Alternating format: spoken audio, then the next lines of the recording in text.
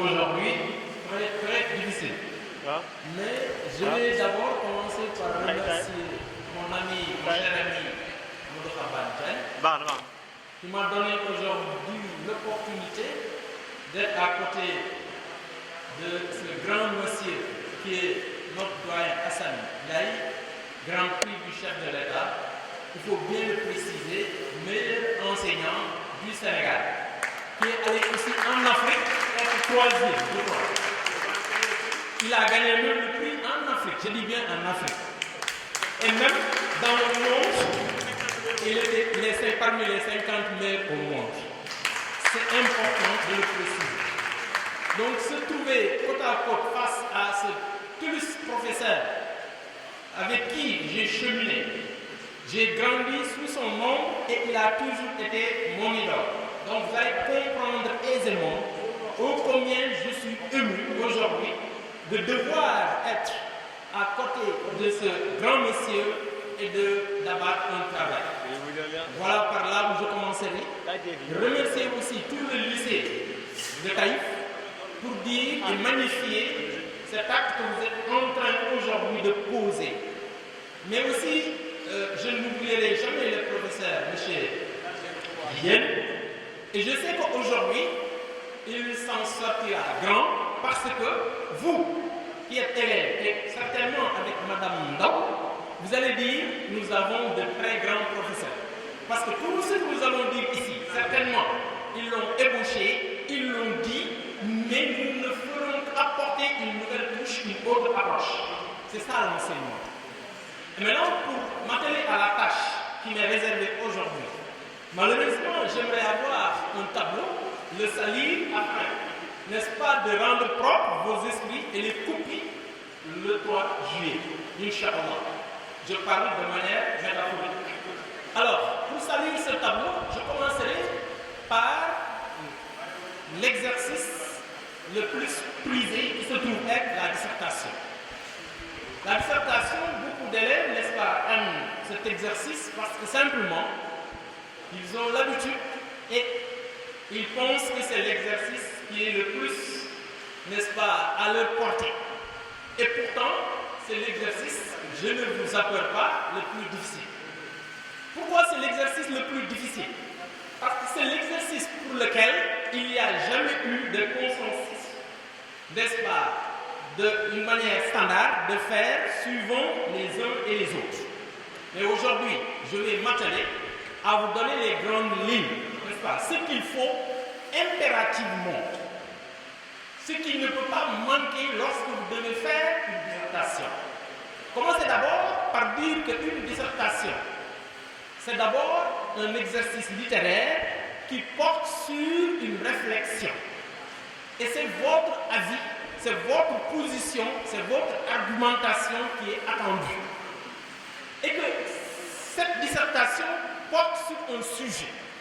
Et que le sujet est composé de deux parties. Nous avons d'abord ce que l'on appelle l'énoncé. Ensuite, depuis le bac de l'UEMOA de 2017, on parle maintenant de la consigne améliorée.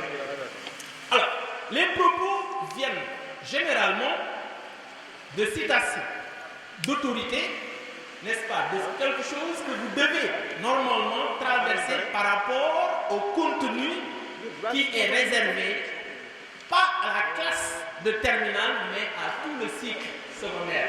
Pour rappel, le bac est un examen de parachèvement. Ça concerne aussi bien la classe de seconde, de première et de terminale. C'est important à noter. Alors, cet énoncé qui peut être une citation ou bien des propos, simplement, sont suivis d'une question, c'est-à-dire d'une démarche à adopter pour apporter des éléments de réponse. Lorsque je dis apporter des éléments de réponse, cela suppose que les propos dont vous disposez aujourd'hui renferment une question. Forcément. Je dis bien, en partant d'un exemple terre à terre, si je dis la littérature, c'est la vie, c'est des propos. Alors, ces propos que je viens de donner renferment implicitement une question fondamentale. Et vous allez tout de suite peut-être me donner la question. quand je me permets de dire que la littérature c'est la vie, cela veut dire que est-ce que la littérature résume ou bien fait comprendre la vie? Voilà une question. Un autre va certainement trouver une autre question par rapport à ces deux entités, c'est-à-dire la littérature et la vie. Donc tout de suite, j'ai bien posé le premier jalon pour dire qu'il ne peut exister de dissertation sans problématique.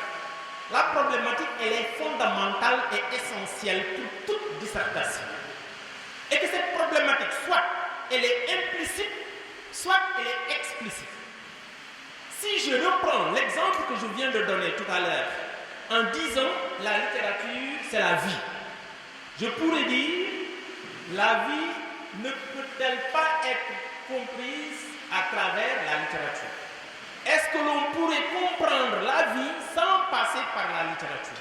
Voilà plusieurs questions. Si je formule, si je donne dans mes propos, dans le sujet de dissertation, une question, ça va forcément différer lorsque je donne des propos qui soient une phrase affirmative. Ça, vous retenez tout de suite. Ne soyez pas déroutés, je vais être explicite. On a tendance à dire que l'introduction d'une dissertation, tout à l'heure en discutant avec Doran Hassan, on a dit que l'introduction comprend 5 parties. Il a objecté pour dire ces 5 éléments. Pourquoi 5 éléments? Parce que simplement, dans l'introduction, on n'a pas le droit, je répète, d'aller à la ligne, parce que c'est en un seul paragraphe. Que ça comporte 3 ou 5 parties, l'introduction se fait en un seul paragraphe. Je répète et j'insiste. Maintenant, ce seul paragraphe doit être scindé en 3 éléments constitutifs, selon les cas, ou bien 5 éléments constitutifs. Alors, revenons sur les 5 éléments constitutifs. La première partie, comme vous le savez bien, c'est amener le sujet. Mais pour amener le sujet, nous devons et avons la possibilité de l'aborder par rapport à 3 approches. Il y a l'approche définitionnelle. On peut partir de la définition du domaine général. Si on parle aujourd'hui de la poésie, on peut partir d'une définition de la poésie.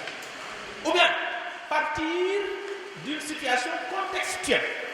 Si de nos jours, la poésie est très prisée et que ça joue un élément fondamental dans notre vie, on peut partir de l'actualité pour cadrer. N'est-ce pas? On peut partir aussi d'une approche citationnelle. Pour dire quoi? Le sujet dont nous disposons aujourd'hui, lorsqu'il porte sur une citation et que nous connaissons une citation similaire qui voudrait dire la même chose, il n'est pas interdit de partir de cette autre citation. Parce que c'est des citations similaires. Ça, c'est la 3e approche.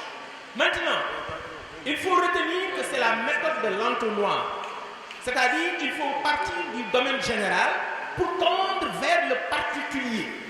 Cela veut dire quoi? L'entonnoir, il n'y a pas de c'est boucaille. Tout est souffle pour sec. Donc vous partez. Vous devez régler un problème par rapport je parlerai de la poésie. Je vous dirai pourquoi. Alors, lorsqu'on dit que la poésie n'a aucune utilité pour l'humanité, c'est un problème ponctuel dans ce genre qu'est la poésie. Mais vous pouvez partir de manière globale par rapport à la définition ou bien recadrer la poésie dans son sens général. Pourquoi? Pour tendre maintenant vers le problème qui sera posé aujourd'hui. Voilà pourquoi il ne saurait exister de différence ou bien de cassure entre le fait d'amener le sujet et de poser le problème. Voilà, j'ai posé le problème. Maintenant, c'est poser le problème qui est scindé maintenant, depuis un certain temps, en 3 sous-parties. Comment poser un problème? Lorsque le sujet est une assertion sous la forme affirmative, vous allez forcément avoir 3 sous-parties. Et quelles sont ces sous-parties? C'est d'abord recopier les éléments du sujet. Revenir sur ce que l'auteur dit. de manière explicite et entre les guillemets. S'il se trouve que si c'est des propos longs, je dis bien longs, et là, c'est approximatif. Qu'est-ce que c'est? Un sujet long. Est-ce que c'est un sujet qui comporte 5 phrases? Est-ce que c'est un... Là, il y a une certaine flexibilité. Il y en a même qui, pour ne pas recopier tout, ils commencent par les premiers mots, ensuite mettre quelques points de suspension pour mettre les derniers mots et fermer les guillemets. Voilà ce qu'on appelle recopier le sujet. Maintenant, après l'avoir recopié, il faut impérativement et forcément et obligatoirement, je dis bien, je me répète, reformuler ces éléments. Pourquoi reformuler? On vous demande de répondre à une question. Si vous ne savez pas les propos, c'est sûr que vous allez poser une fausse question. Pour comprendre les différents éléments qui constituent, n'est-ce pas, la méthodologie, il faut comprendre le pourquoi de ces éléments. Pourquoi reformule-t-on un sujet? C'est pour faire comprendre au correcteur que nous avons compris les propos. Je viens de dire, la littérature, c'est la vie. Si vous reformulez en disant, il ne saurait exister, n'est-ce pas, d'une existence rationnelle sans l'apprentissage des livres, sans les livres. Voilà, j'ai compris. J'ai fait comprendre au correcteur que moi, dans ce sens, j'ai compris les propos qui se trouvent dans le sujet et voilà comment je les comprends. Un autre va reformuler autrement et c'est la raison pour laquelle il y aura autant de reformulation que d'élèves. C'est ça l'importance de la reformulation d'un sujet. Maintenant, après avoir reformulé le sujet, qu'est-ce qu'il doit suivre? Je vous pose la question. Après avoir reformulé, qu'est-ce que vous allez faire? Quelqu'un peut me répondre? Oui? Problématiser. Alors, problématiser, cela veut dire quoi? Qu'est-ce que c'est une problématique?